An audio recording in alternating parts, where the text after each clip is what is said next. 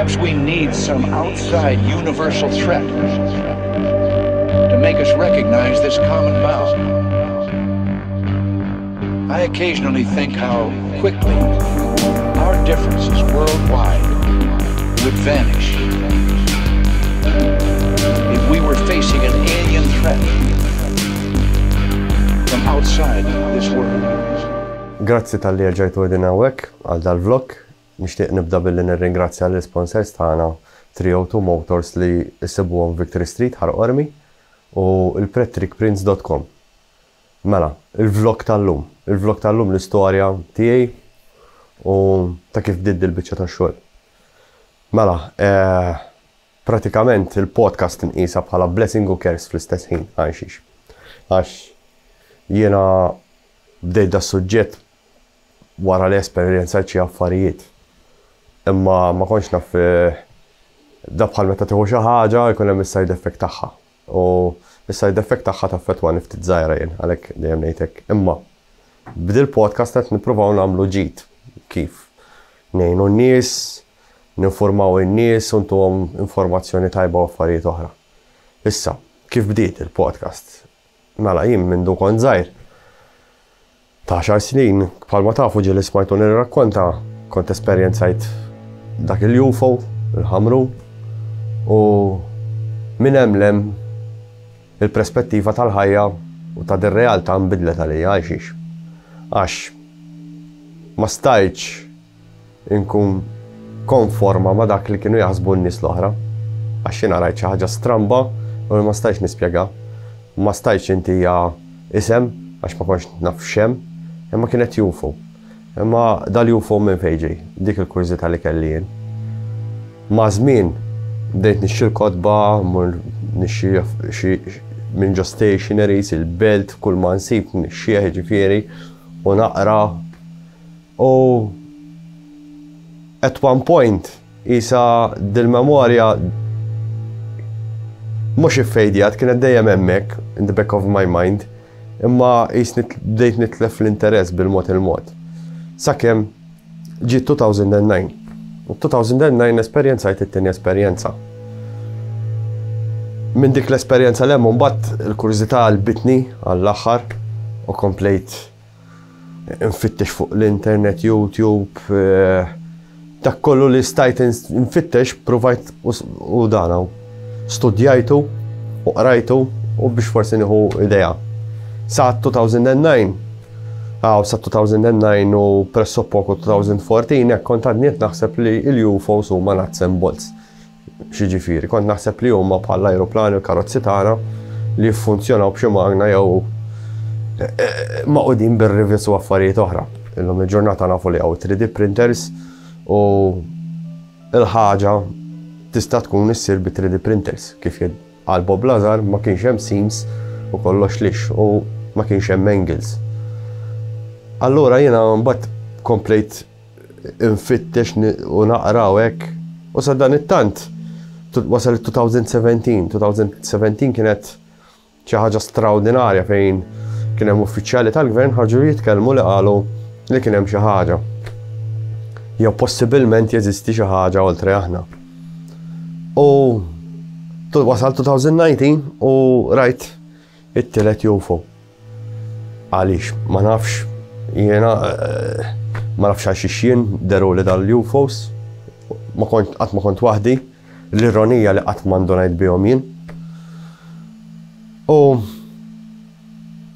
minn dakinhar l-hemm, mid-2019 qed jiena rrid nagħmel xi ħaġa għax qed kif jista' jkun jien biss, jew daw li kienu miegħi biss li rajna ma jistax ikun. U l-ewwel moment għamilt page. U mbagħad provajt noħloq dokumentarju u mid-dokumentarju evolvi tal-podcast. Issa xi ġrali fil-podcast. Il-podcast kienet fil-bidu ma kontx naħseb li tkun ta' suċċess u qed ħajasbuni miġnun. U qed forsi ma tantx hawn nies li raw UFOs imma kif għamilt il-page qabdu deħlin fl-informazzjoni, nies bl-esperjenzi u ħafna affarijiet oħra. Fej waslitni sissa naf, fej ħadd wassalni ma nafx. Naf li qed nipprova noħloq ġid minna di, fejn informa n-nies mill-esperjenzi tiegħi. Aw il-bieraħ ħadu li interview fejn jiena fejn l-interviewer saqsieni kieku jkollok x'tibdel f'ħajtek li kien lura fil-passat. U jiena qedtlu il-podcast. Għax il-podcast. Il-podcast għadni ma nistax nidra ċertu affarijiet, forsi per eżempju għajat li xi ħadd indur u ma narfux il-dak li jkun għax u jkun jafni u jien ma nkunx nafu. U dik jisa taħsadni naqra kienet, u għada insomma. Apparti l-ammont kbir ta' messaġġi li kienu jibgħatuli. Imma apparti dawk l-affarijiet kollha, naħseb li dal-fenomenu gwidani biex jien ninforma lilkom. Somehow. Dik għalmenu li naħseb jiena. Għax jiena I'm not cut for this, minix studius, just niprofa ninforma n-nies blina fjena. Imma, fit-2019-2020 ħadd interview lil Paula Harris. Issa nitfawlkom klip żgħira. Corso, I also was with him for 2 years, and he was in charge of the Roswell technology, which was fiber optics, high tenacity fibers, like Kevlar, night screening devices you could see at night, because the being that was inside the craft had two big black lenses. You could peel off the lens. It was not his eye, it was a lens, and it was a light collector. So Colonel Corso said, and Colonel Corso worked at the Pentagon in 1960 and had these things. He said that they had back engineered, had found out how it works, night screening devices, and then, of course, the microchip.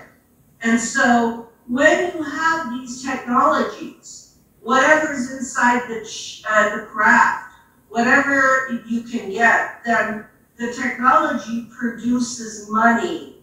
And it also produces, like Colonel Corso said, he said, it's too bad, he said, because we could use that for positive, but we use it to make weapons of war. So these technologies are very important.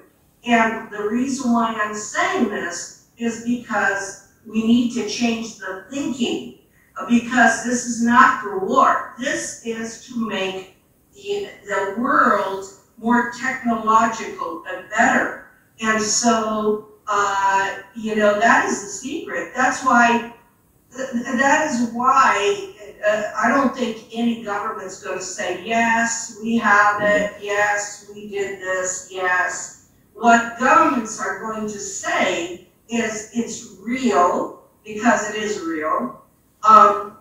It may be dangerous, so they're going to prepare if it's dangerous. And we know that it is not dangerous, because in 1945, if you read the book Trinity, those beings did nothing to us, and we exploded an atomic bomb. Mela, dik kienet parti żgħira minn ta' Paula Harris, sfortunatament tlifna l-interview wara li ħekkjawni, ġifieri ma stajx nidħol fuq Zoom, Gmail u affarijiet oħra. U biex intikom naqra ta' idea minni Paula Harris. Mela Paula Harris l-ewwel ktieb li rajt tagħha kien Charlotte's Web. Fej Charlotte's Web jitratta storja minn somehow jekk toqgħod attent induna li hija fuq alien abduction. U kitbitu Paula Harris dal-ktib. Mbagħad kitbet ktib ieħor ma' Colonel Corso. Colonel Corso minn ma jafx kien dak li kien fil-Foreign Division fejn u kien jieħu ħsieb xi materjal li kien jinġabar mir-Russja u postijiet oħra u kien qassamhom ġa laboratorji fejn daw kienu jiġu reverse engineered. Fosthom isemmi il-night vision, il-fiber optics u ħafna affarijiet oħra. Teknoloġija ġifieri avvanzata. Issa, Colonel Corso wkoll f'dal-ktieb jgħid li kellu alien encounter fej dal-alien qallu ħallini nitlaq għax ikun hemm repercussions. U Colonel Corso qallu ma intix inti friend or foe, u qallu neither. Ġifieri law ħabib u qasadu xejn. U minn hemmhekk Paula Harris mbagħad qabdet tinvestiga każ li ġara fi Trinity l-Amerika, minn ma jafx Trinity huwa l-post fejn Big Boy u Little Boy kienu pruvati. Ġifri l-bombi atomiċi, fej waħda kienet implosion u l-oħra kienet mekkanizmu il-bomba. Imma għal minn ma jafx din ħolqot storja kbira fejn fil-ktieb fil-5 page minn għalek jew 6 page hemm miktub li Oppenheimer u Fermi kienu għedin preżenti dakinhar tal-bomba u wara li faqqat il-bomba, ġifieri pressoppoco ftit sekondi wara, der UFO għaddej minn fuq il-muntanji dar u sparixxa minn fejn ġie. Issa jiena Paula Harris intervistajta fuq Trinity. Trinity kitbitu ma' Jacques Vallée u fih ħafna informazzjoni. Xi darba nidħlu fuq Trinity għax huwa vera każ importanti u jmur lura qabel Roswell. Bej Roswell u Cape Girardeau. Cape Girardeau kienet crash u mbagħad kellek il-Roswell u kellek Trinity, skużawni, u mbagħad kellek il-Roswell, jiġifieri 41, 45, 47. Minn hemmhekk Paula Harris tatni kuntatt ta' persuna oħra bqajt nkellem nies barranin, l-informazzjoni bdew itwieli, kien hemm min li tan informazzjoni tajba, kien hemm min kienet jipprova jqabbadni ma' Billy Meyer u ifhimni Billy Meyer ma kontx nagħmlu daqshekk għax huwa provat li jagħmel ħafna hoaxes, imma kienet ta' kurżità biex inkellmu jiena. Għax apparentement jekk kellu xi ftit raġun ura xi UFOs u hekk, imbagħad jeżaġerhom b'xi affarijiet hoaxes. Imma dejjem nipprova nfittex għal kurżità. Wara dan kollu ġifieri iddeċidejt li nagħmel dokumentarju UFOs hawn Malta fejn kont ġibt il-ktieb ta' David Patch, kienet sors ta' informazzjoni għax hemm diversi każijiet li jmorru sal-1885. Issa norukom partijiet mill-ktieb ukoll ta' David Patch u komplejt biex nieħu l-interviews u affarijiet oħra fejn ħadna l-interview il-dak li kont rajt il-UFO fit-2019. L-ewwel darba li rajt il-fenomenu. X'kont rajt eżatt? Kont rajt fis-sema jisaddu għamlet dawl qawwi fuqna u fħim minnhom sparixxiet. U dawn naraħhom spiss, ġieli mhux darba u tnejn u tlieta. Naraħhom ħafna drabi meta jaħsel jiglamaw u naraw mixjin. Darba minnhom konna qegħdin l-istessaw fl-alqa u bdiet mixja bil-mod. U fhem minnhom tara dal-qawwi jitilqu huma jkunu qegħdin isegwu d-dinja mixi x'eżempju milli jinqala ħabba xi bombi nukleari. Qed tifhimni, huma jieħdu ħsieb għalija id-dinja tagħna. Issa aħna jiena u inti konna rajniha f'Marzu tas-sena l-oħra. U inti ndunajt biha? Ejja. Eżattament. Kif indunajt biha inti ħassejta hekk xi ħaġa jew? Tifhimni.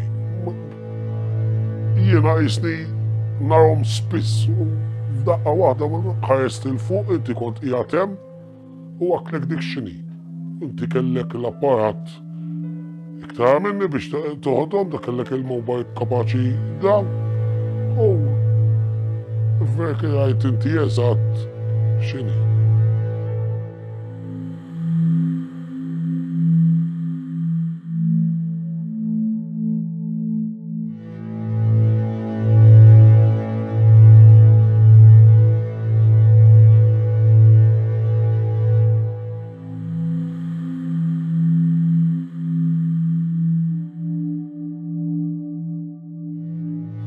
Kombinazzjoni somehow fl-14 ta' frar, ġifri fjum San Valentino, konna din fl-alqa, jiena Melkim ta' Teknor Media u dil-persuna, ħadnilu intervju qasira u waqt li konna kienet jiġbet isħab is-sema Jiġifieri kien hemm l-istilel u hekk jidhru.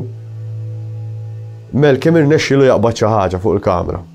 U di imxiet jiġifieri u ma kienx mixja normali, jiġifieri bħal satellita mixja dritta. Kienet mixja ratik, mhux dritt. Op. Barnija.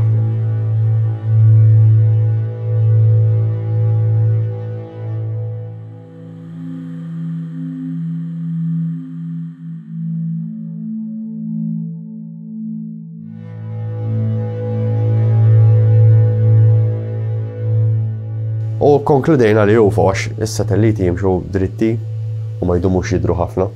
Da fuq 20 sekonda ġifieri għaddej. Wara dik imbagħad provajt nagħmel kuntatt ma' nies li jieħdu ħsieb il-Grigenti u provajt insib medjatur biex ikun medjatur bejni u dawk tal-Grigenti. U qalu li biex insib qassis biex ikun medjatur. U jiena provajt inċempel il-Knisja ta' Trinità fejn min irrispondini, ħasibni qed nitnejjek u batni nieħdu ġifieri da' qassis.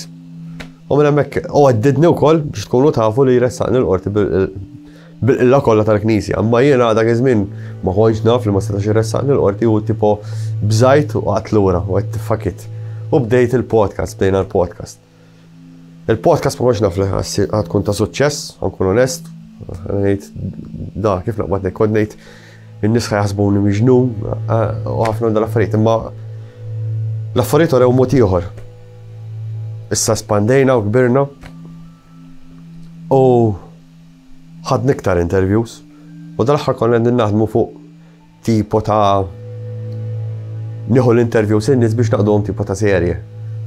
Imma dik l-idea nbidlet ukoll u llum ħantukom interview esklusiva. Mela ċar, tgħidilna daqsxejn l-esperjenza tiegħek? Dana kont qiegħed il-belt nistenna tal-linja biex imur rad-dar. Mela la qed nitkellmu qed nistenna tal-linja ma kellix karozzat. Ġifieri dejjem qed nitkellmu qabel il-1981. Impossibbli kien għad issa. Għax konna dak iż-żmien kont nidħol maħbib wara l-40s nidħlu sal-belt immorru neħdu xi drink, tifhem? Ukoll dak iż-żmien għamilt sentejn l-imtada, ġifieri l-iktar qed nitkellmu sal-1978. U dan mort biex naqbad tal-linja lejn id-dar ta' Birkirkara li kienu jisom in-naħa tal-Fenixja dawk. U ovvjament kienet għadha ma ġietxem, u nfajt ma ċintek. Inħares lejn Rabat sa dak iż-żmien kont tista' tara kull imkien klir, sar Rabat ma mxejn tellef la torrijiet u laqqas ħaġa. U qiegħed hemmhekk mitluf kienu xi l-10 ta' bil-lejl naħseb. Kien ta' Tifhem għax dejjem il-biċċa kbira l-aħħar tal-linja kienet tkun fil-11, so kont taħseb naqra qabel biex tmur id-dar. Mitluf hekk inħares lejlda u daqqa waħda fuq ir-Rabat hekk nara qisu spotlight. Isa diġi minn imkien ma kienx hemmhekk. x'in kont qed tħares? X'in kont qed nħares fuq ir-Rabat, tar-Rabat. Tifhem? U fil-li qed mitluf hekk, u bdejt ngħid ma dik xi nies speċjali. U f'mument minnhom qabad id-dawl u beda jitlaq jisuq fil-lira. Mhux telaq kollu, beda sejjer u jintefa' sakemm wasal ir-Rabat u daqshekk. Isek waġġabla ġifieri fuq l-ilma? Ġifieri mhux telaq kull imkien f'daqqa. Beda sejjer jisuq fil-lira, taf sejjer tuk sar Rabat u ntefa' kull imkien blackout. Taf, u dil-marelli ta' spotlight, iżjab bdiet tibrilla u kibret. Taf, għamlet xi dik il-1 minute. Kif isu għaddew 1 minute, di bdiet jisi terġa' titbaxxa u reġa' beda ġej. Kif tela bil-mod fil-lira ġej kollu lura u sewwa. U bqajt imbella. U di l-spotlight ġob reġa' telqet minn fejn ġiet. Minn fejn ġiet. Tifhem? U bqajt mħawwat imma Bdejt nħabber rasi għaliex id-dawl ma telaqx peċiż kbar u telaq lem, imma qisu line beda jitlaq. Fejn kienet miexja? U blackout kompletament, ġifieri. Pitch darkness. Li fdi l-spotlights ma bdiex tiddi. X'kienet l-impressjoni jekk dak il-ħin il-feeling tiegħek? Da mhux affarijiet speċi. Għaqlitek il-kurżità. Ovvjament. Taf, ġo moħħi bdejt ngħid di xi ħaġa supernatural jew da ma m'għandix taqsam. Taf għax dawlek imur, pop jitlaq kull imkien usa, ma di peċi beda sejn. Mbagħad reġa' ġie. Kif? Mbagħad reġa' ġie. Mbagħad beda reġa' ġie lura kif telaq. Mhux xel kollu f'daqqa, le, beda ġej bil-mod, sakemm reġa' xel kull imkien. U din l-spotlight x'kienet? Puff. U dak iż-żmien kellna drones. La, xi drones dak iż-żmien x'inti tajt, ma tarax. Tifhem? U mhux tipo ta' searchlight żgura, x'akka. U jistess kibret. Taf? Xi ħaġa ma tispjegaħix. Ma tistax tikkalkula eżatt daqs il-kbira. Biex tkun spotlight kienet wisq kbira. Tifhem? Għax jiena qed nara mill-bogħod. Jiġifieri di ma setax tkun spotlight ċorta waħda tara tikka. Di kien jisu jien fajnejja kif bdejt nara, kien jisu kbir daqshekk. Fuq ir-rabat. Tifhem? Ġifieri bil-forsi kienet kbira enormi, ma kienx oġġett żgħira, x'inha qed mill-belt tar-rabat hemm il-bogħod. Li kieku kien spotlight, xorta ħadd tara tikka żgħira hekk u din l-spotlight. Naħseb li Mhux qed tara qisu kważi ngħidu qisu qamar żgħir. Tifhem? Ġifieri xi ħaġa. Taħseb li kienet ta' barra minn id-dinja. Jiena hekk ikolli ngħid. Kif aġġi x'akka jew dak il-ħin bdiet tieħu l-enerġija u beda jitlaq id-dawl. Tifhem? Jew affettwat il-magnet. Jew nkella affettwat il-magnet id-dawl. Taf? Imma biex għax dik l-impressjonani biex kienet spotlight. Bil-forsi ma għax spotlight mhux ħatara kobor ħatara kobor, jien qed ngħidlek is-sajs li ma nafx hekk hux qed tifhimni meta ngħidlek daqshekk. Kienet kbira enormi. Tifhem? Meta qed tara daqshekk, ċirku daqshekk mill-bogħod. Dak il-kobor, bil-fors kienet xi ħaġa kbira, għax hekk qed li kieku kienet spotlight, di tara żgħira il-bogħod. Taf? U terġa' kif qed ngħidlek kif telaq id-dawl kibret u bdiet tirbrilla iżjed. Taf? Reġgħet iffejdjat, x'kienet? Puff, u reġa' beda ġej id-dawl. Imma amazing kif beda ġej id-dawl ukoll. Mhux telaq kollu f'daqqa, le, beda ġej ftit. Dik kienet l-intervju ta' ċali. Il-ġimgħa d-dieħla għantikom biċċa sejr oħra minn din l-istorja li għaddej minnha bħalissa. Grazzi tal-li segwejtuna, inħeġġiġkom iżżuru l-sponsors tagħna għax mingħajrhom ma nistgħux intellaw daw il-podcast u l-vlogs. Għandkom 302 Automotive għall-aqwa karozzi li tistgħu tixxu u jieħdu ħsiebkom żgur għax vera nista' l-ostja. Issibuhom Victory Street. Nirringrazzjaw ukoll petriprints.com, issibulu diversi printers, affarijiet, aċċessorji għal printers, kif ukoll keychains, flokkijiet, maggijiet li tridu. Grazzi tal-li segwejtuni u nispera li sibtuha interessanti.